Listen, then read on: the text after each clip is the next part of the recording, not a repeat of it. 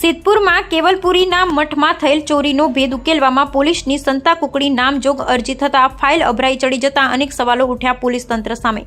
વાત છે સિદ્ધપુરના મહંત શ્રી કાર્તિકપુરી ગુરુ શ્રી જગદીશપુરીના કેવલપુરી મઠની સંતની ગેરહાજરીમાં તિજોરીમાંથી 52,000 રોકડા ચાંદીનું છત્તર ચોરાઈ ગયાની સમગ્ર મામલે પોલીસની અરજી પણ થઈ, પણ અરજીને અભરાઈએ ચડાવી હોય એવી સ્થિતિ છે। ત્યારે આવો જોઈએ શું છે સમગ્ર મામલો।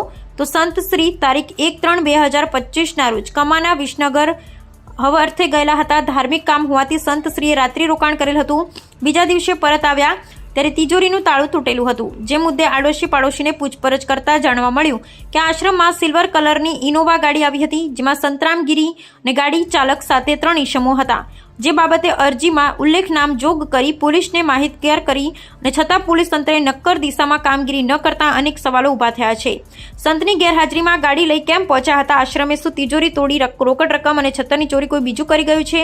નામજોગ અરજી કરી તો ગાડીની તપાસ ક્યાં સુધી પહોંચી? સંતના આશ્રમ પણ સુરક્ષિત ન હોય તો સબ સલામતીના દાવા કેટલા વ્યાજબી? શું આ છે ભાજપનું ગુજરાત કે સંતની તિજોરીમાં થયેલ ચોરીનો ભેદ સુધી પહોંચવામાં પોલીસ કાચી પડે છે કે પછી કુછ ઓર ગડબડ હે જે હોય તે પણ? સિદ્ધપુર પોલીસ ચોરીનો જલ્દી ભેદ ઉકેલી આરોપી સુધી પહોંચે સમય લોકો અને સંતની માંગણી છે। ઓકે, ત્યારબાદ અમે પોલીસને ફોન કરતા પોલીસ ઘટના સ્થળે હાજર થઈ અને ઘટના સ્થળે પોલીસે ફોટોગ્રાફી દ્વારા એ બધું જોયું। ત્યારબાદ વિપુલભાઈ પટણીનું પણ સાહેબશ્રીઓએ નિવેદન લીધું અને પૂછ્યું તો વિપુલભાઈ પણ જવાબ આપ્યા હતા।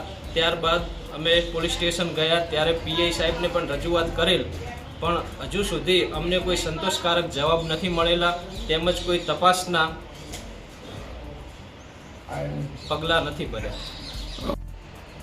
જી ગુરુજી, તારીખ 2ના રોજ આપની થળી મઠની અંદર ચોરી જેવો એક બનાવ બન્યો હતો, એને લઈને આપનું શું કહેવાનું થાય છે?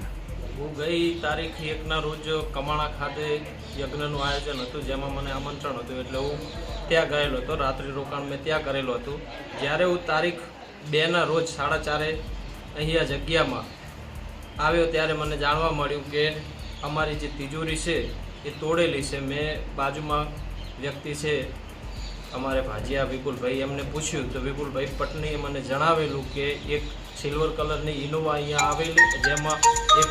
જી ગુરુદેવ, તમે જે તમારા તરફથી જે પોલીસ સ્ટેશનમાં અરજી આપી એમાં કોઈના ઉપર આક્ષેપ કરેલા ખરી? હા, તેમાં અમે સંતરામગીરી અને મહાદેવભાઈ કાપડી અને અન્ય 3 વ્યક્તિઓ આવેલા હતા તેવું અમને જાણવા મળતા અમે પોલીસ સ્ટેશનમાં જાણ કરેલ છે, જેમાં અમે અરજી પણ લખાવેલી છે। તમારો એક જાગીર મઠનો વિવાદ જામપુર મઠનો પણ ચાલે છે, તો આપની અરજીના આધારે એવું લાગી રહ્યું છે કે આપ એ વિવાદના લોકો જે છે એમણે અહીંયા તોડફોડ કરી હોય એવો તમે આક્ષેપ કરો છો, તો એમાં કયા કયા આરોપીઓને આપે દર્શાવ્યા છે?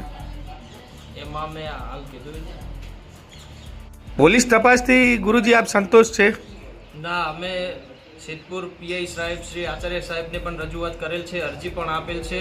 તેમાં અમે વ્યક્તિઓના નામ પણ જણાવેલ છે કે આ વ્યક્તિઓ અમારી સિદ્ધપુરની થળીમાં આવીને તોડફોડ અને ચોરીની ઘટના કરેલ છે, છતાં પણ અમને કોઈ સંતોષકારક તપાસ કે સંતોષકારક જવાબ મળ્યા નથી।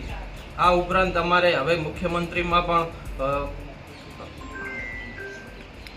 ઓકે, આ માટે અમારે મુખ્યમંત્રી, હાઈકોર્ટ કે લાગતા વળગતા કોઈ અધિકારીઓની મદદ લેવી પડશે તો પણ અમે લઈશું, પણ હજુ સુધી અમને કોઈ સંતોષકારક જવાબ મળ્યો નથી પોલીસ તંત્ર દ્વારા।